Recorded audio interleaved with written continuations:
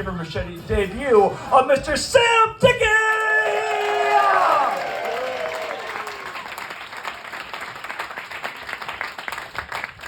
Hey, thank you, everyone. Yeah, current events. FTX was a cryptocurrency exchange, trading website. Last week, it lost $30 billion, basically overnight. 1 million people, anyone who had money on the site, they lost money. I remember first learning about Bitcoin 10 years ago. Somebody pulled me aside in a dorm room,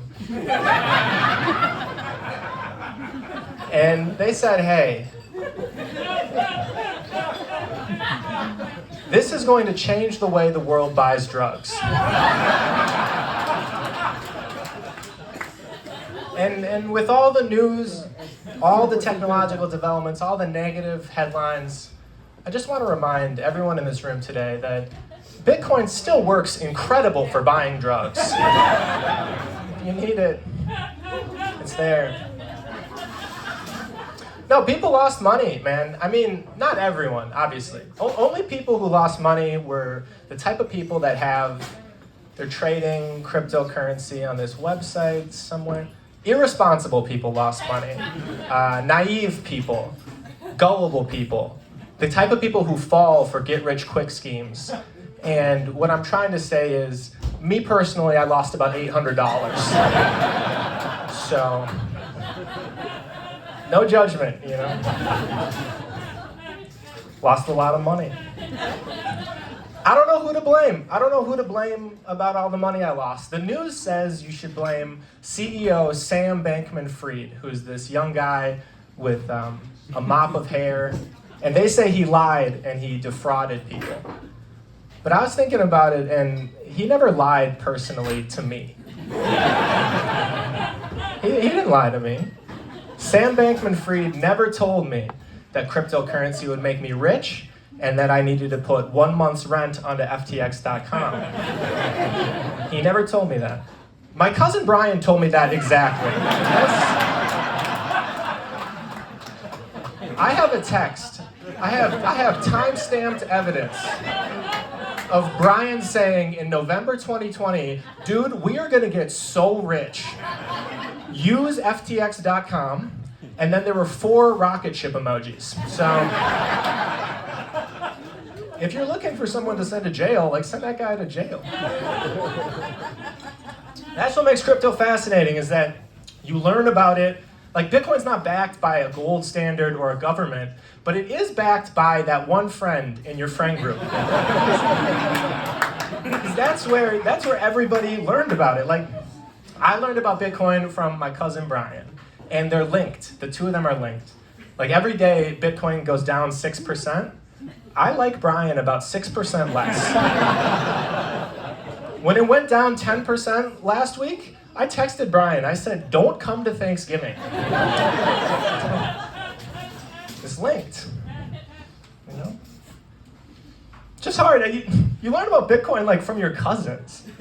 And have cousins ever given anyone any good advice in the history of mankind? I feel like once you get outside of your immediate family, the quality of advice drops off a fucking cliff. You know what cousins are? As you get older, cousins are obligations. If I see a Minneapolis area code on my phone, I know I'm giving someone a ride to the airport. I'm helping someone move. I'm doing somebody a favor. That's what cousins, you have to do favors for them. And it's hard to say no, because it's hard to burn a bridge when you're gonna like see that bridge at Christmas. You have to say yes. And that's how we all got into cryptocurrency, is through cousins. Because like if we were to step back, it was so obvious. Like it's so obvious all of this would collapse. First of all, the company is headquartered in the Bahamas, which, come on. It's not illegal to have a company in the Bahamas. But that is where all the illegal companies are. You're gonna put a company there? Dude, that's the same island chain that hosted the Fire Festival. Google Earth it. They're right next to each other. We have islands and they're just for fraud. Like they're just for fraud. And the smaller the island, the more that's just for fraud. Look, I respect Hawaii. That's a very legitimate island. But the Cayman Islands are strictly populated by white-collar criminals. It's the only... They're for fraud. None of us, it's so obvious. Whenever this stuff collapses, it's just so obvious. I saw a Super Bowl commercial with Steph Curry for FTX, where he looks into the camera and he says, I don't know anything about cryptocurrency. And with FTX, I don't need to. And, I mean, in his defense, I saw that commercial and I thought, hell yeah. I deposited $2,000 after I watched the Super Bowl. It's all gone now. Because no one wants to actually understand, like, look, I would rather get swindled, just bamboozled and ripped off every 3 years than spend more than 30 seconds learning the computer science behind it. And I think all of America is with me because it's been around for a decade. We've had Bitcoin for a decade, and at every point, every young man in America has thought, maybe I'll learn how Bitcoin works. Maybe I could do it. And they open the laptop, they get through about 2 sentences of that Wikipedia page, and they're like, I need to go outside.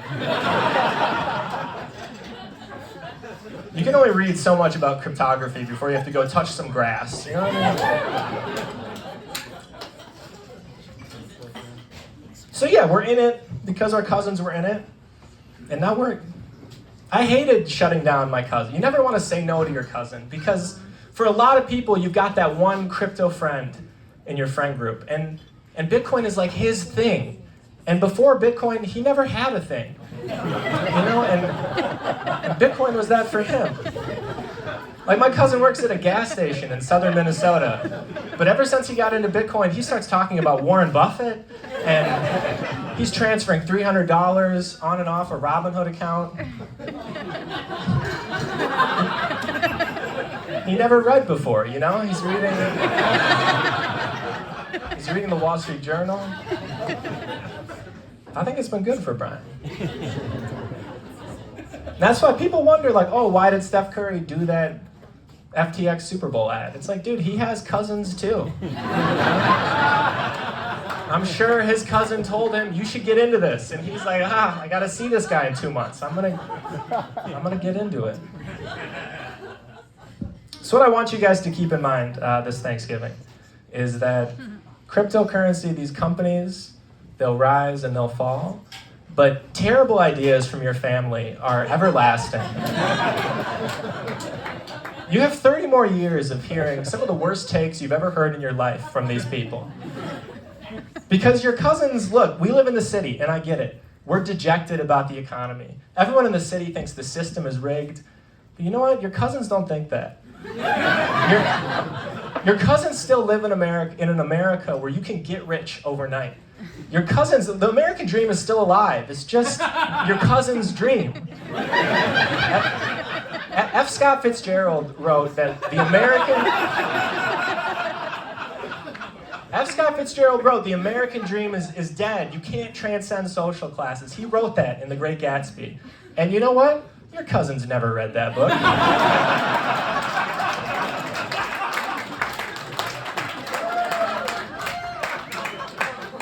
Your cousins think The Great Gatsby is the movie where Leonardo DiCaprio visits New York and Leo can't tell if he's in a dream or not. And he keeps spinning that token on the table. And here's the thing about that token, you guys. We can all invest in it. And we're rich. Okay, thank you guys so much. We know. The paper machete debut of Mr. Sam Dicke. Great job, sir. Well